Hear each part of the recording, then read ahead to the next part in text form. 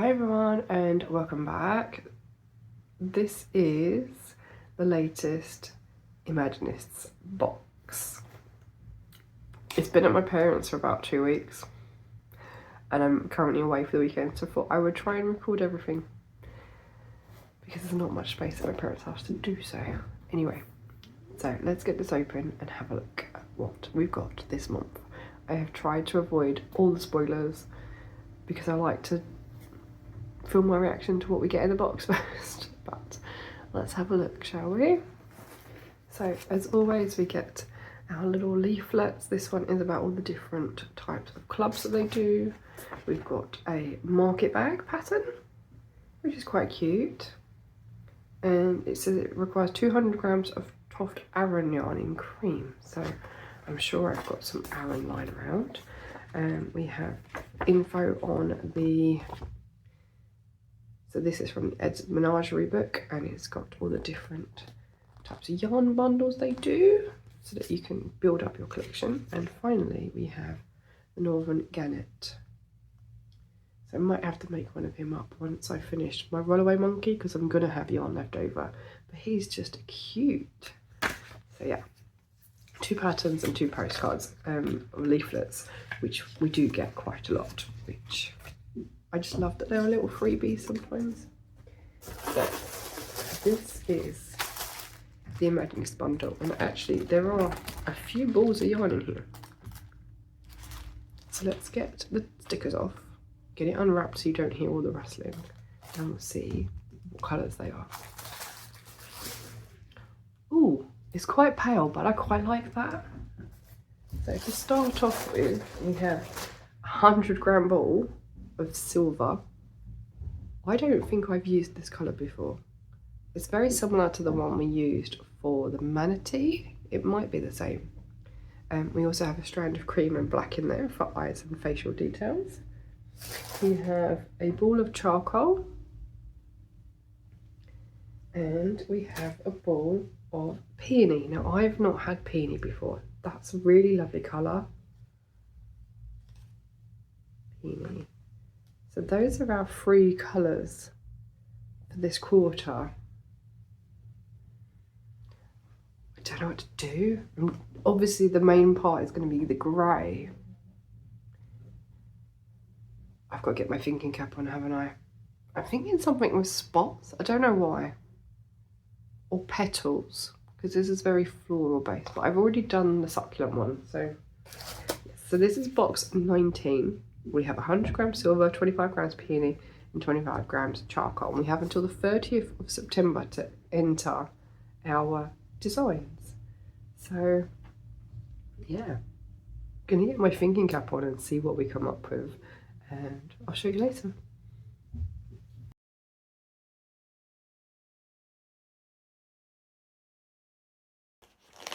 Right, I think it's about time that I shared with you the finish of my make for Imaginists box 19. This has been finished for quite some time. Yeah, it was finished in September. It was submitted in September, and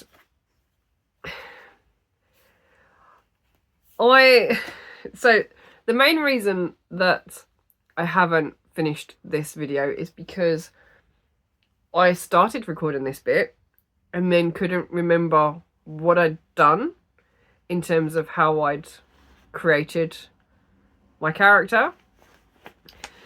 So that wasn't useful. And then I found my instructions that I wrote out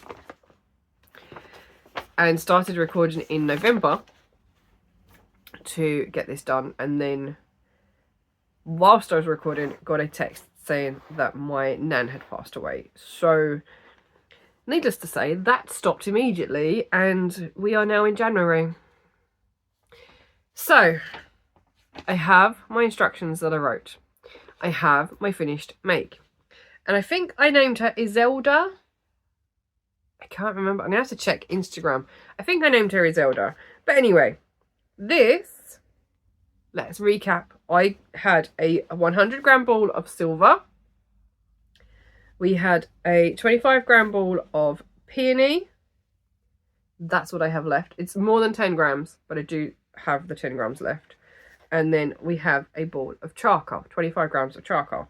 So I still have quite a lot of the silver left. I could probably make another one.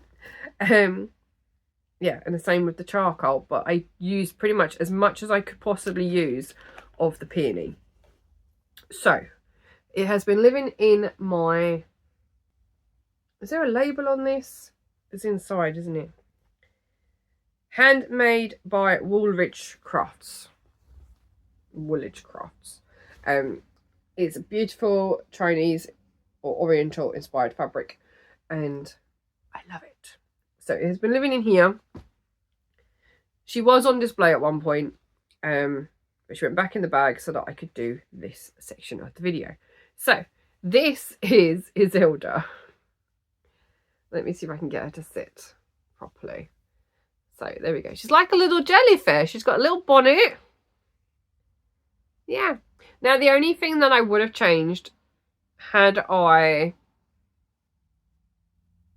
guess given myself more time, firstly, but secondly actually realised how much of the pink I was going to use, I would have extended this black section at the top and then started the variegation a bit further down, so I was using less pink.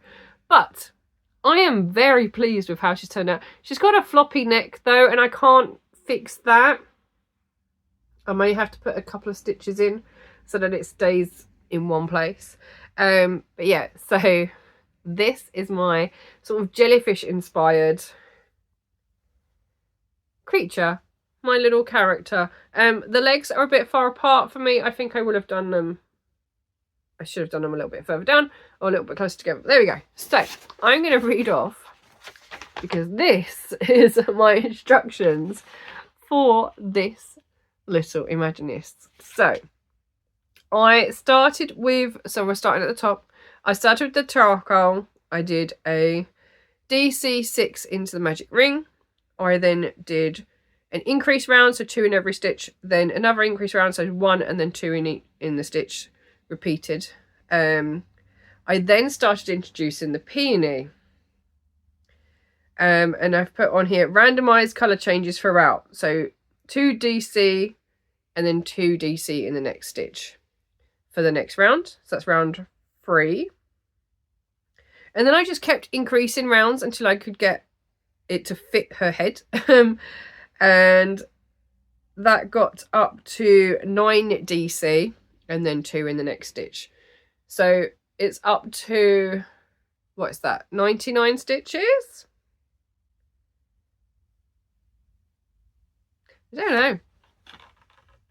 There's 11 per side. So no, actually that's 66. I got up to 66 stitches in the round before I then started doing 5 rounds of just the peony, which is just every stitch. So, which is coming down the side, down here. So just 5 straight rounds. And then I did 1 round of decrease, no, 2 rounds of decreasing. And then I started on this frilly bit. I love it so much. I basically did half trebles. I did 3 into every stitch all the way around in just the front loop. And then I did 3 into every stitch again. But I think I did trebles. Yes. So I did 3 into every stitch, every front loop. And then I did 1 treble in every stitch after that. So I could have made it more ripply, but I was running out of the yarn. So, yeah, that's how I made the little bonnet. And then I made all these little tentacles, which are so simple to do. Honestly, I don't know how they do the curl, but they do. It's so cute. So all I've done is alternated the lengths in them. So I've changed which colour. So whether it's the silver, the charcoal or the peony. I would have liked to have had a 5th peony right in the back. But that's when I was very, very short of the yarn. And what I did is I didn't weave in any of the ends. So these are actually my starting end and my finishing end. So I have 2 tails for each spiral. And I've just cut them at different lengths. So It gives this like tentacly look, and I love it. I love it so much. So for the small ones, I did a chain of 25 and then just double crochet all the way back up, and it does that. Yeah. And then I've just slip stitched it into the back loops that I didn't use of the bonnets. I know, amazing. Then the medium ones, I did a chain of 30, and the large are chains of 35, and then some extra large ones like this one is a chain of 40. So yeah, I love it so much. So I slip stitch into the back loop first, do the chain, stitch back up, and slip stitch again, and I love it. I love that technique so much. I'm going to use it more often, I think, because it's so effective and so simple to do. And if you hate weaving in ends, it's perfect for this sort of look as well, because you can leave them. You don't have to worry about them. Yeah, so the arms and legs are both the same pattern. They are both arm number 6 from the Imaginist book.